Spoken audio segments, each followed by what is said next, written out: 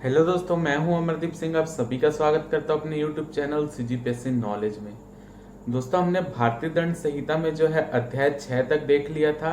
अध्याय 7 जो है वो उतना ज्यादा इम्पोर्टेंट नहीं है, तो हम पहले, क्योंकि समय कम है तो इसलिए हम जो इम्पोर्टेंट पार्ट है उसको पहले कर रहे हैं। तो आज जो हम देखेंगे अध्याय 8।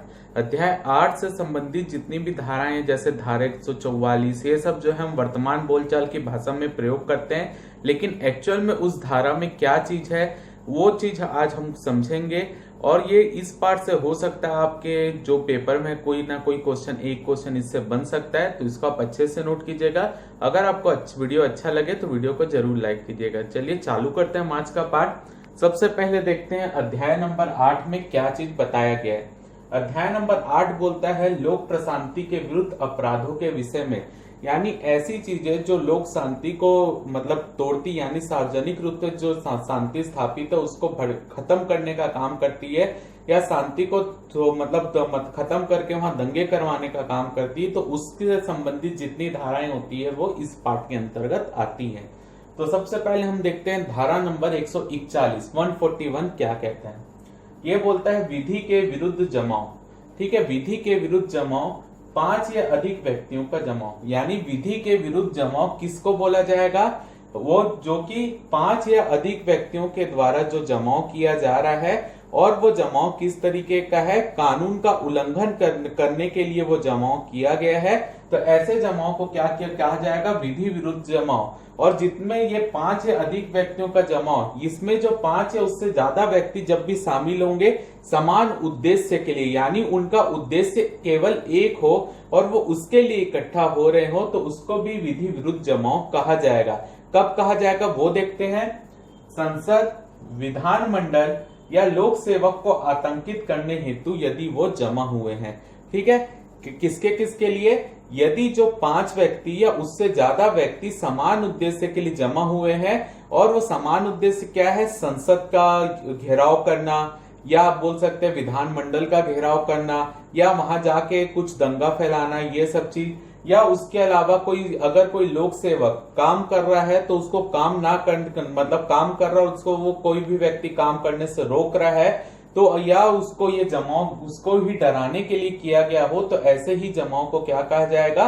विधि का विरुद्ध जमाव। यानी संसद, विधानमंडल या लोक सेवक को जो अपने कार्य करने से रोकने के लिए यदि कोई भी जमाव किया जा रहा है, तो ये जमाव कहलाया जाएगा विधि के विरुद्ध जमाव। और इसमें खास बात यही है कि इसमें जो है 5 या अधिक व्यक्तियों का जमाव होना चाहिए।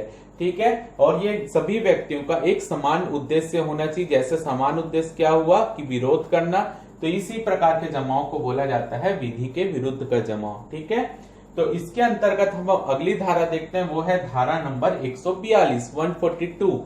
ये बोलता है विधि के विरुद्ध जमाव का सदस्य होना। यानी अगर मान लीजिए कहीं पर भीड़ इकट्ठा हुई है, यानी विधि के विरुद्ध जमा हुआ है, और कोई व्यक्ति जो है उसमें जाकर खड़ा हो जाता है। ठीक है, मान लेते हैं 5 या 6 व्यक्ति जो है विरोध करने के लिए खड़े हुए हैं, और उसी को देखते हुए उसी ग्रुप में जाकर कोई व्यक्ति खड़ा हो जाता है, तो उसको भी किसका सदस्य माना जाएगा? विधि के विरुद्ध जमाव का सदस्य माना जाएगा।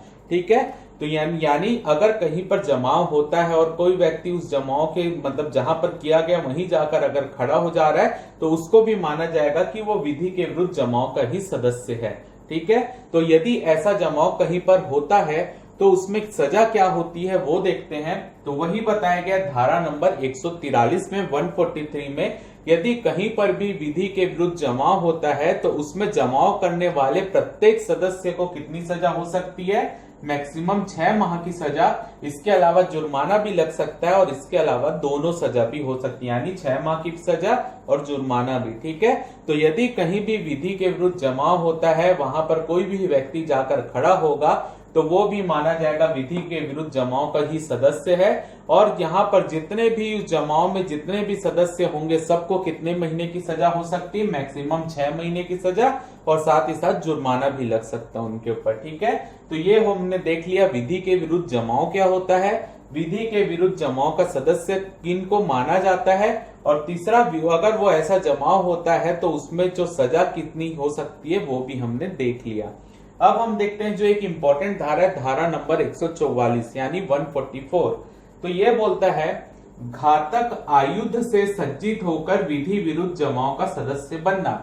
घातक आयुध, तो सबसे पहले हमको यहां पर यह समझना पड़ेगा कि आयुध क्या होता है। आयुध का मतलब होता है हथियार। तो इसमें ये इसको सिंपल भाषा में बोले तो घातक हथियार से सज्जित होकर विधि विरुद्ध जमाओं का सदस्य बनना।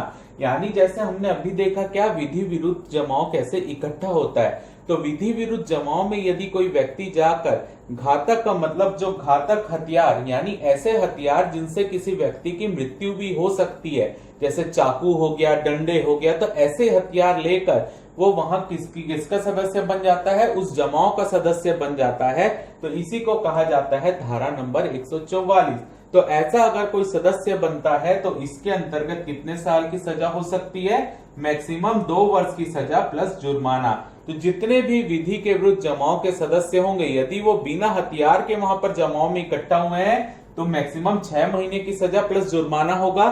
और यहाँ पर यदि वो हथियार लेकर वहां पर इकट्ठा हो गए हैं तो वहां पर मैक्सिमम 2 साल की सजा प्लस जुर्माना होता है। ठीक है, इसी के लिए बोलते हैं जब धारा 144 लगती है तो 5 या उससे ज्यादा ग्रुप में अगर कोई भी जाता है तो उसको गिरफ्तार कर सकते हैं। ठीक है, तो गिरफ्तारी तभी होती है जब वो एक समान उद्देश्य के लिए जा रहे हो और उनका उद्देश्य लोक सेवक, संसद, विधान मंडल या किसी भी प्रकार की जो सरकारी चीज, सार्वजनिक चीजें अगर वो उनको नुकसान पहुंचाने के लिए या उनको आतंकित करने के लिए वहां पे जमा हो रहे हैं तो इसी को धारा 144 का उल्लंघन माना जाता है। ठीक है, तो अगर विधि के विरुद्ध जमाओं में यदि कोई हथियार लेकर जा रहा है तो उसको मैक्सिमम 2 साल की सजा प्लस जुर्माना हो सकता है। ठीक है, अगला हम देखते हैं धारा नंबर 146।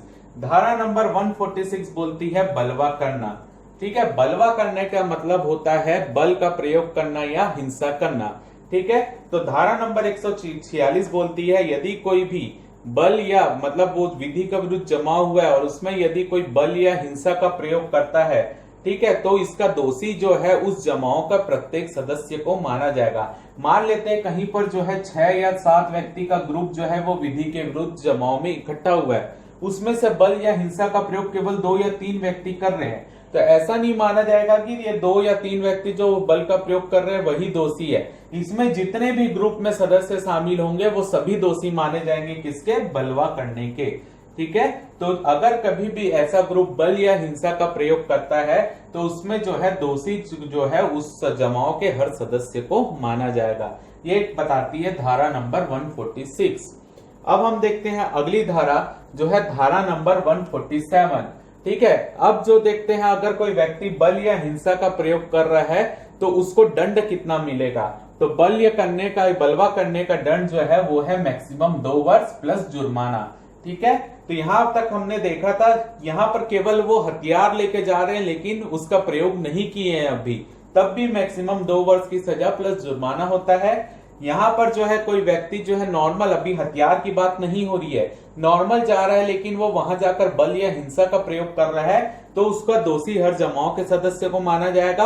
और बल या हिंसा का प्रयोग करने पर कितने महीने की सजा हो सकती है, कितने साल की, मैक्सिमम 2 साल की प्लस जुर्माना भी हो सकता है या दोनों भी हो सकता है। ठीक है, अगला देखते हैं हम धारा नंबर 148।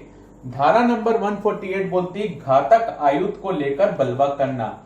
ठीक है, आयुध मतलब मैंने जैसे बताया हथियार, यहां पर देख रहे हैं घातक आयुध से सज्जित होकर वो जमाओं में इकट्ठा हो रहे हैं तो मैक्सिमम 2 साल की सजा प्लस जुर्माना हो रहा है। लेकिन अब बलवा करने का मतलब होता है बल या हिंसा का प्रयोग करना है, लेकिन वो बल या हिंसा का प्रयोग अपने हाथों से, पैरों से कर रहे हैं, अभी कोई हथियार लेकर बल का प्रयोग नहीं कर रहे हैं। लेकिन ये धारा बोलती है यदि वो घातक आयुध को लेकर बलवा कर रहा है यानी उस हथियार का प्रयोग कर रहा है, किसमें, बलवा में, यानी बल या हिंसा करने के लिए उन हथियारों का प्रयोग कर रहा है तो उसको मैक्सिमम 3 साल की सजा प्लस जुर्माना। ठीक है, तो मैक्सिमम 3 साल की सजा प्लस जुर्माना ग्रुप के सभी सदस्यों को होगी जो बलवा करने वहां पर पहुंचे हैं। ठीक है, तो मैक्सिमम 3 साल की सजा प्लस जुर्माना। और आयुध का मतलब हथियार, ठीक है, जिससे किसी व्यक्ति की मृत्यु हो सकती है। ठीक है, ऐसे हथियार को आयुध माना जा रहा है, इसलिए घातक आयुध लिखे हैं। ठीक है, अगला देखते हैं जो धारा है धारा नंबर 152, धारा नंबर 152। ये बोलता है कि लोक सेवक जब बलवा दबा रहे हो तो उस पर हमला करना या काम में बाधा डालना। यानी अब अगर कोई व्यक्ति बलवा करता है तो आपने देखा होगा सेना होती है या आप बोल सकते हैं पुलिस वाले होते हैं, उनको रोकने का प्रयास करते हैं। लेकिन यदि उस प्रयास में कोई व्यक्ति जो उस ग्रुप में शामिल है वो किस पर हमला कर देता है, उसी पुलिस वाले पर या सेना पर, या जो उनको रोकने का प्रयास कर रहे हैं उन पर हमला कर देते हैं, या अगर वहां पर सेना या पुलिस वाले कोई काम कर रहे हैं उसमें बाधा पहुंचाते हैं, तो ऐसे में भी सजा है कितनी, मैक्सिमम 3 साल की प्लस जुर्माना। ठीक है, या दोनों भी हो सकता है, या केवल ये लग सकता है प्लस जुर्माना भी लग सकता है अलग से, या दोनों लग सकते हैं। ठीक है, तो धारा 152 लोक सेवक के काम पर बाधा डालते हैं, जो बलवा रोकने गए हैं उस पर उसके काम पर बाधा डालेंगे तो ये धारा लगती है। ठीक है, अगला देखते हैं धारा नंबर 159 159। ये बहुत एक इंपॉर्टेंट धारा है जिसमें बताया गया दंगा की परिभाषा, यानी दंगा किसको बोला जाता है। तो आपके पेपर में आ सकता है दंगा को किस धारा में परिभाषित किया गया है, धारा नंबर 159। ये भी आ सकता है दंगा की परिभाषा भारतीय दंड संहिता में क्या बताई गई है, ऐसा भी आ सकता है। तो क्या परिभाषा है वो देखते हैं। जब 2 या अधिक व्यक्ति लोक स्थान पर लड़कर लोक शांति में विघ्न डालते हैं तब इसे दंगा कहा जाएगा। यानी अगर मान लेते हैं कोई भी 2 व्यक्ति आपस में किसी पब्लिक स्थान पर यानी सार्वजनिक स्थान पर लड़ने लग जाते हैं और उस लड़ाई के कारण जो होती है वहां की शांति भंग हो जाती है, तो इसे ही दंगा कहा जाता है।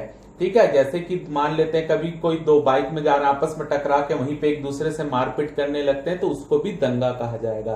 ठीक है, तो यहाँ पर साफ लिखा है जब 2 या अधिक व्यक्ति लोक स्थान पर लड़कर यानी सार्वजनिक स्थान पर लड़कर लोक शांति में विघ्न डालते हैं, यानी सार्वजनिक रूप से जो वहां शांति उसको विघ्न डालते हैं, शांति को खत्म करते हैं, तब इसे दंगा कहा जाएगा। ठीक है, तो आपको ये इंपॉर्टेंट है 2 या अधिक व्यक्ति, और उसमें जो परिभाषा लिखी है आपसे पेपर में आ सकती है। अगला देखते हैं धारा नंबर 160 जो बताती है दंगा करने का क्या दंड है। ठीक है, यानी अगर 2 या उससे अधिक व्यक्ति आपस में लड़ते हैं तो इसमें क्या दंड हो सकता है, वो हो सकता है दंगा करने का दंड मैक्सिमम 1 माह तक और प्लस 100 रुपए जुर्माना भी लगाया जा सकता है, या दोनों। ठीक है, तो अगर कोई सार्वजनिक स्थान में कोई 2 या 2 से अधिक व्यक्ति आपस में लड़ते हैं तो उसको दंगा बोलेंगे, और उसके लिए मैक्सिमम सजा 1 महीने की हो सकती है। उसके अलावा 100 रुपए जुर्माना भी लगाया जा सकता है, या दोनों भी लगाया जा सकता है। ठीक है, तो ये हमने कवर कर लिया अध्याय नंबर 8 से जो भी रिलेटेड संबंधित इंपॉर्टेंट धारा हमारे पेपर में आ सकती है। आप इसका एक बार स्क्रीनशॉट ले लीजिए।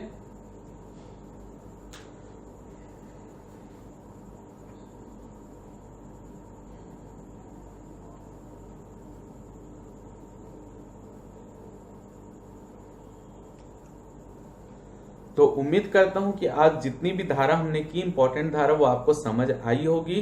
तो अगर आपको ये वीडियो अच्छा लगा हो तो वीडियो को आप लाइक कर सकते हैं, चैनल को सब्सक्राइब कर सकते हैं, ज्यादा से ज्यादा शेयर कर सकते हैं। फिलहाल इस वीडियो में सिर्फ इतना ही। जय भारत, जय छत्तीसगढ़।